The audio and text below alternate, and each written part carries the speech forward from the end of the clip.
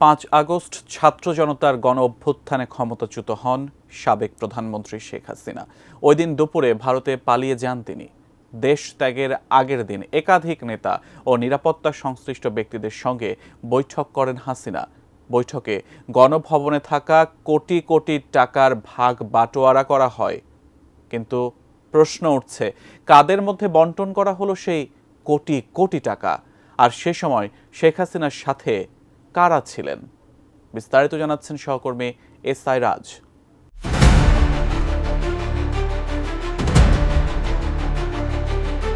কোটা সংস্কার আন্দোলনে যখন উত্তাল দেশ, তখন শিক্ষার্থীদের সাথে যোগ দেয় সাধারণ জনতা। 9 দফার আন্দোলন তখন পরিণত হয় 1 দফাতে, যার চূড়ান্ত রূপ প্রকাশ পায় 5 August long march to Dhaka কর্মসূচির মাধ্যমে। সেদিন ছাত্র জনতার বিক্ষোভের মুখে পতন হয় তৎকালীন সরকারের।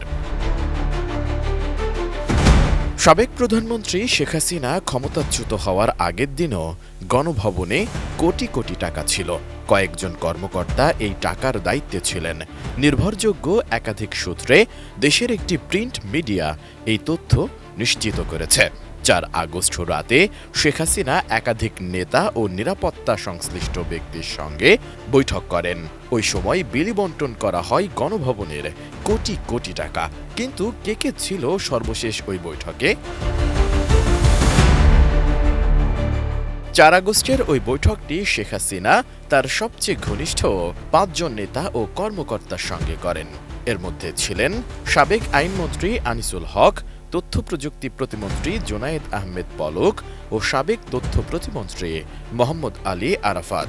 এছাড়া ছিলেন আলোচিত সেই সাবেক মেজর জেনারেল জিয়াউল আহসান ও একজন লেফটেন্যান্ট জেনারেল।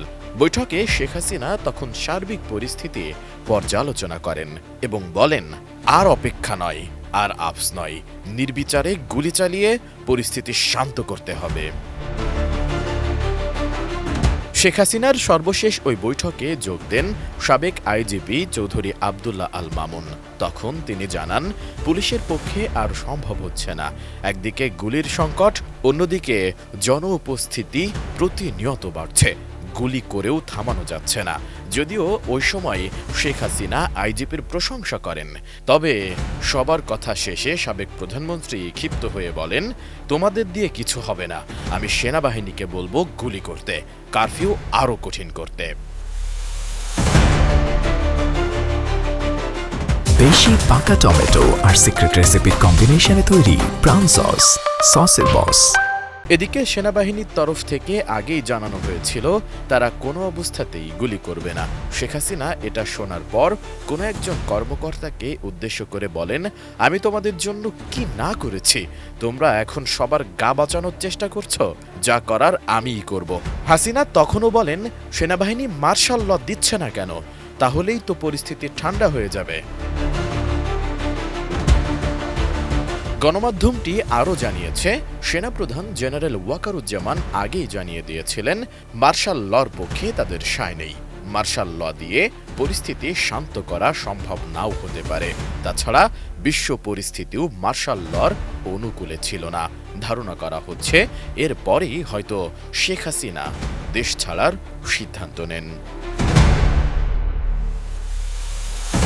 অন্যদিকে একাধিক সূত্র বলছে, আন্দোলনকে বিপথগামী করতে টাকা ছড়ানোর সিদ্ধান্ত হয় ওই বৈঠকে। তখন গণভবনে গচ্ছিত টাকা দেয়া হয় নির্দিষ্ট ব্যক্তিদের কাছে, কিন্তু কে কত পেয়েছে সেটা এখনো নিশ্চিতভাবে জানা যায়নি। এর পরদিন অর্থাৎ 5 আগস্ট আন্দোলনের চূড়ান্ত মুহূর্তে পালিয়ে যান শেখ হাসিনা। শেখ হাসিনার পালানোর পর গণভবন দখলে নেয় আন্দোলনকারীরা। ওই সময় গণভবনের বিভিন্ন জিনিস লুট হতেও দেখা যায়। লুটকারীরা টাকাও নিয়ে যায়, তবে কত টাকা ছিল তা জানা সম্ভব হয়নি। পরে অবশ্য 55 লাখ টাকা উদ্ধার করে সেনাবাহিনীর হাতে জমা দেয় সাধারণ জনতা। এসআই রাজ, এটিএন নিউজ, ঢাকা।